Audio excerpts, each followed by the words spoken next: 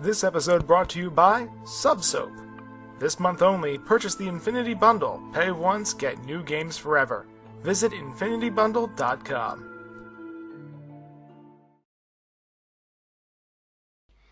Welcome to the Infidel, the news for the damned, from the damned. A Welsh politician refuses to attend a religious ceremony celebrating Queen Elizabeth's Jubilee. The world sees Great Britain as one solid, indivisible entity, but British people know better. There are even separatist movements in some parts, such as Scotland. And the Welsh have their own unique particularities. They have a National Assembly with some political parties that are totally different from those in the rest of the nation. As for the politicians, they are not necessarily all monarchists. Take South Wales Centre Assembly member Leanne Wood, for example. The new leader of Plaid Cymru just refused to attend a religious ceremony intended as part of the Queen's Jubilee celebrations. Ms. Wood said, "As a Republican and a believer in principled politics, I would not be able to attend this Jubilee celebration event with honesty.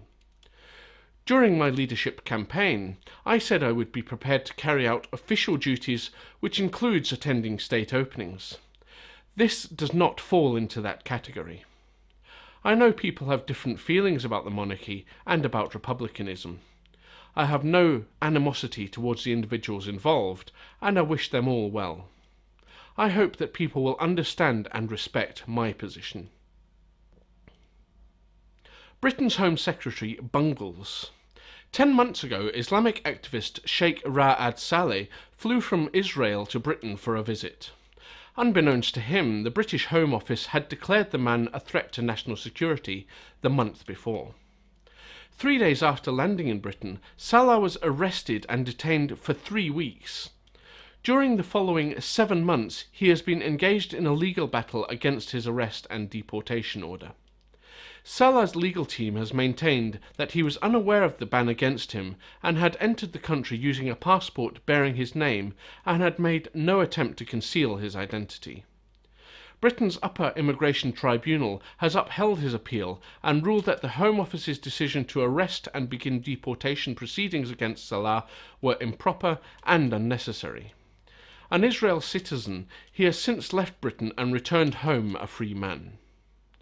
The British Home Office was not amused by the decision. Egypt wants to enact a farewell sex law. Have you ever been to a funeral home where they let someone spend a few last minutes with a deceased loved one? Recently, Egyptian politicians and clerics have been considering allowing people to go way beyond a parting kiss and sorrowful goodbyes. It all started in May 2011, when a visiting Moroccan cleric named Zamzami Abdul Bari argued that marriage is valid even after death. This, he concluded, allows husbands to have sex with their wives up to 6 hours after they have passed. Last week, Egypt's National Council for Women expressed its dissent and sent a letter to the Egyptian People's Assembly Speaker, Dr. Saad al-Qahtani. According to the newspaper Al-Aram, the women requested that the Parliament not approve the proposed laws, which also include lowering the legal age for marriage to 14.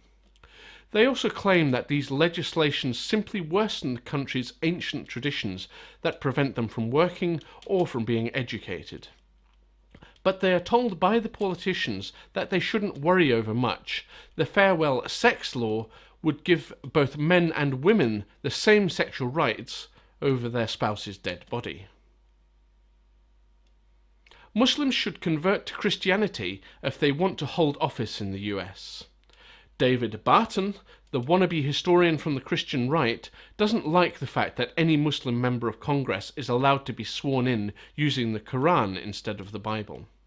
He was particularly not impressed when Keith Ellison did just that a few years ago. The Minnesota 5th District Representative was the first Muslim ever elected to the United States Congress, as well as the first African American elected to the position in Minnesota. True to his habit of rewriting history, Barton decided that the Virginian John Randolph of Roanoke was the first ever Muslim in the House of Representatives, and not Ellison. He based his opinion on some quote from Randolph, who served from 1799 until 1813. He supposedly said that he liked Islam better than Christianity, thus making him a Muslim in the eyes of Barton. But according to our would-be historian, the problem was solved when John Randolph eventually converted to Christianity. And based on this skewed logic, the pastor has decided that all Muslims elected to office should convert to Christianity.